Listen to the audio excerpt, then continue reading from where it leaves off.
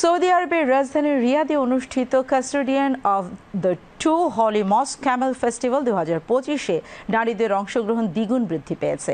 গত বছরের তুলনায় এবারের আসরে নারীদের অংশগ্রহণ শতভাগ বৃদ্ধি পেয়েছে বলে জানিয়েছে সৌদি প্রেস এজেন্সি এসপিএ। নারীদের অংশগ্রহণ বাড়ার কারণে আয়োজক কমিটি এবার একটি নতুন রেস সংযোজন করেছে, যেখানে 18 জন সৌদি নারী উট দৌড় প্রতিযোগী হিসেবে অংশ নিচ্ছেন। উট দৌড়ের এই বিশেষ আয়োজনটি সৌদি ক্যামেল ফেডারেশন কর্তৃক আয়োজিত এবং উৎসবটির দ্বিতীয় সংস্করণ শুরু হয়েছে 27 জানুয়ারি। রিয়াদের জনেড্রিয়া ক্যামেল রেস ট্র্যাকে প্রতিযোগিতা অনুষ্ঠিত হচ্ছে, যা 31 জানুয়ারি শেষ হবে। গত বছর অনুষ্ঠিত প্রতিযোগিতায় 9টি দেশের 15 জন নারী অংশ নিয়েছিলেন। এবার 12টি দেশের মোট 30 জন নারী প্রতিযোগিতায় অংশ নিয়েছেন। এবারের আসরে অংশ নেওয়া দেশগুলোর মধ্যে রয়েছে Algeria, Bahrain, Britain, France, Germany, Oman, Poland, সৌদি আরব, সুইজারল্যান্ড, সংযুক্ত আরব আমিরাত, যুক্তরাষ্ট্র ও ইয়েমেন। এবার নারীদের অংশগ্রহণ বৃদ্ধির পাশাপাশি পুরস্কারের পরিমাণও বাড়ানো হয়েছে।